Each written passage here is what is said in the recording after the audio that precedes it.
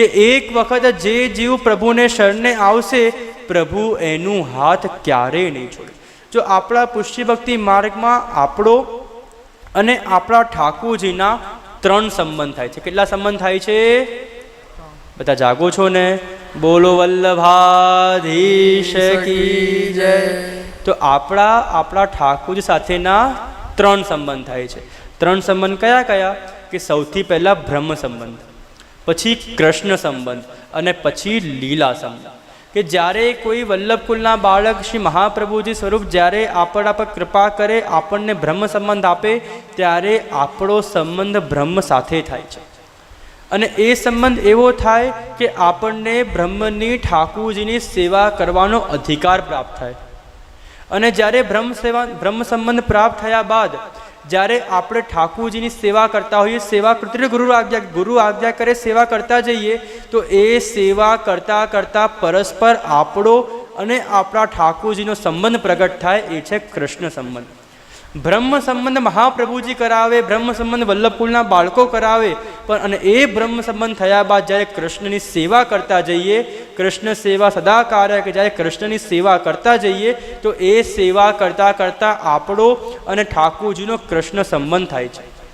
અને એ જ્યારે સંબંધ પ્રગટ થઈ ગયો હોય, એ જ્યારે સંબંધ સ્થિત થઈ ગયો હોય અને એ કૃષ્ણ સંબંધ થતાં થતાં કૃષ્ણની સેવા કરતા જઈએ, એવો ભાવ, એવો પ્રેમ, એવી ભક્તિ થાય કે પ્રભુ અનેકો અનેક અનુભવ કરાવે, પ્રભુ અનેકો અનેક સાનુભાવ જતાવે, પ્રભુ પોતાના લીલાના દર્શન કરાવે. ત્યારે માનવું આપણું ને પ્રભુનું લીલા સંબંધ થયું છે. પહેલાં બ્રહ્મ સંબંધ થાય, પછી કૃષ્ણ સંબંધ થાય અને પછી લીલા સંબંધ થાય. પણ વલ્લભની કૃપા વિના પુષ્ટિમાં કંઈ થતું જ નથી.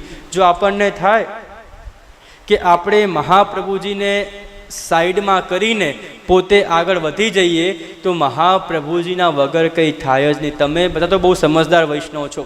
મને સમાચાર મળ્યા છે કે લાલપુરના બધા જ બહેનો ને ભાઈઓ બહુ સમજદાર છે. બધાને બધું જ ખબર પડે. તો તમે જ મને જવાબ આપજો કે આપણને બ્રહ્મ સંબંધ કોણ આપે? વલ્લભ મહાપ્રભુજી. આપણને ઠાકોરજી કોણ પધરાઈ આપે?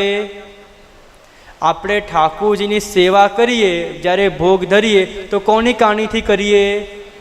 આપણે સત્સંગ કરીએ તો કોના ગ્રંથોનું વાંચન કરીએ?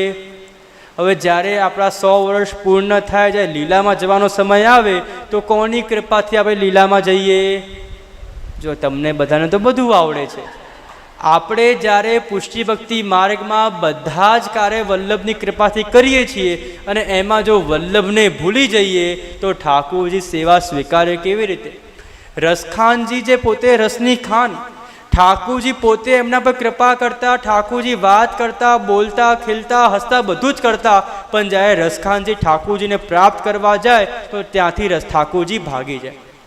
એક દિવસ રસખાનજીના મનમાં થયું કે અરે પ્રભુ, આપ મારા જોડે વાત કરો છો, ખેલો છો, બોલો છો, બધું જ કરો છો, પણ જ્યારે આપને પ્રાપ્ત કરવા જઉં છું તો આપ ભાગી કેમ જાઓ છો? તો ત્યારે રસખાનજીએ કીધું કે અરે, ત્યારે ઠાકોરજી કીધું, રસખાનજી, જો તમારે મને પ્રાપ્ત કરવા હોય, મારું સ્પર્શ કરવું હોય તો હું એમનેમ સ્પર્શ કરવા નહીં દઉં, હું એમનેમ પ્રાપ્ત નહીં થાવ. તમે ગોકુલ જઈને ગુસાઈજીથી બ્રહ્મસંબંધ લો, તમે બ્રહ્મસંબંધ લેશો તો હું આપોઆપ તમારી પાસે આવીશ. આ શ્રી વલ્લભનું સામર્થ્ય છે કે એક વખત શ્રી વલ્લભ જે જીવને બ્રહ્મસંબંધ આપી દે, એ જીવને પ્રભુ પાસે નથી જવું પડતું, પ્રભુ સ્વયં એ જીવ પાસે આવે છે. એવી કૃપા છે. જો એક વસ્તુ વિચારો, આપણે કહીએ ને વૈષ્ણવ અને વલ્લભીય વૈષ્ણવ, તો વૈષ્ણવ કોને કહેવાય? કે જે વિષ્ણુના 24 અવતારમાંથી કોઈ પણ અવતારને માને એને વૈષ્ણવ કહેવાય. કે વિષ્ણુ ભગવાનના 24 અવતાર છે અને એ 24 અવતારમાંથી આપણે કોઈ પણ એક અવતારને માનીએ તો આપણે વૈષ્ણવ કહેવાઈએ. પણ આપણે વૈષ્ણવ નથી, આપણે તો વલ્લભીય વૈષ્ણવ છીએ. અને વૈષ્ણવ અને વલ્લભીય વૈષ્ણવમાં અંતર શું?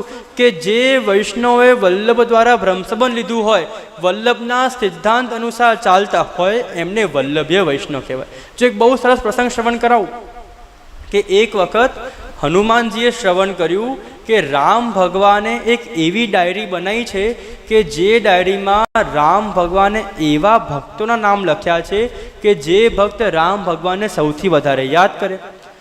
તો હનુમાનજીને થયું કે રામ ભગવાનને સૌથી વધારે તો હું જ યાદ કરું, તો સૌથી પહેલું નામ મારું લખ્યું હશે.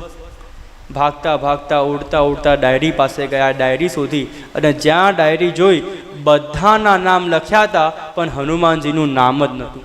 બહુ ગુસ્સે થયા, બહુ દુઃખી થયા કે અરે રામ ભગવાન, આખો દિવસ આપને હું યાદ કરું, આખો દિવસ રામ શ્રી રામ શ્રી રામ શ્રી રામ કરું, આપનો આટલો મોટો ભક્ત, પણ આપે મારું નામ લખ્યું જ નથી. ફરિયાદ કરવા ગયા કે રામ ભગવાન, આપે આ સારું નથી કર્યું. મેં સાંભળ્યું તમે એવી ડાયરી બનાવી છે કે જે ડાયરીમાં તમે બધા ભક્તોના નામ લખ્યા કે કોણ ભક્ત તમને સૌથી વધારે યાદ કરે, સૌથી વધારે આપને હું યાદ કરું છું, પણ આપે મારું નામ લખ્યું જ નથી. તો રામ ભગવાન કે તું 1 મિનિટ રોકાય. એક બીજી ડાયરી આપી અને બીજી ડાયરીમાં કહ્યું કે જો આમાં તારું નામ છે કે નહીં, તો બીજી ડાયરીમાં મોટા અક્ષરમાં લખ્યું હતું હનુમાન. હનુમાનજી કે ભગવાન તમે પણ કેવા છો, જ્યાં સાચે નામ લખવાનું હતું ત્યાં નામ લખ્યું નથી અને બીજી ડાયરીમાં મને ખુશ કરવા માટે નામ લખી નાખ્યું. તો ત્યારે રામ ભગવાન કે હનુમાન એવું નથી, આમાં કેવું છે કે આ ડાયરીમાં જે આટલા બધા નામો છે, આ ભક્તો એવા છે કે જે મને યાદ કરે છે, પણ આ ડાયરીમાં તારું નામ એકલું એટલે છે કે તું એકમાત્ર ભક્ત એવો છે કે જેને હું પોતે યાદ કરું છું. તો કહેવાનો તાત્પર્ય એટલો જ છે કે વૈષ્ણવમાં અને વલ્લભીય વૈષ્ણવમાં અંતર શું? વૈષ્ણવ એ કે જે પ્રભુને યાદ કરે અને વલ્લભીય વૈષ્ણવ એ કે વલ્લભની કૃપાથી પ્રભુ એને યાદ કરે. કે આપણે તો પ્રભુ આપણને યાદ કરે છે, પ્રભુ આપણને બોલાવે છે, આપણે એવા કૃપાલુ છીએ. અને એટલે તો કહેવાય કે ઓર કછો જાણ્યો નહીં બિના શ્રી વલ્લભ એક, કે આપણા માટે તો વલ્લભ સિવાય બીજું કંઈક છે જ નહીં. सबन ते श्री वल्लभ नाम बड़ो, याही में गोकुल, याही में वृंदावन, याही में सकल ब्रजमंडल. કે આપણા માટે તો વલ્લભ, એ વલ્લભમાં જ બધું આવી જાય છે. અને આપણા શ્રી વલ્લભના ગુણ પણ કેવા છે. હું તો ઘણી વખત વૈષ્ણવને કહું કે આપણા મહાપ્રભુજી વલ્લભ એટલા કૃપાલુ છે કે વલ્લભના ગુણ કેવા કે જગત જુએ સારો ને વલ્લભ જુએ મારો. જગત શું જુએ કે આ વ્યક્તિ કામનો છે કે નહીં, આ વ્યક્તિ મારા લાયક છે કે નહીં, આ વ્યક્તિને સંપર્કમાં રાખવાથી મારું ભલું થશે કે નહીં, એ પોતાનું સ્વાર્થ જુએ, પોતાનું સારું જુએ. અને શ્રી વલ્લભ છે કે અરે જેવો પણ જીવ છે, પણ આ મારો જીવ છે તો મારે તો જીવ પર કૃપા કરવાની જ.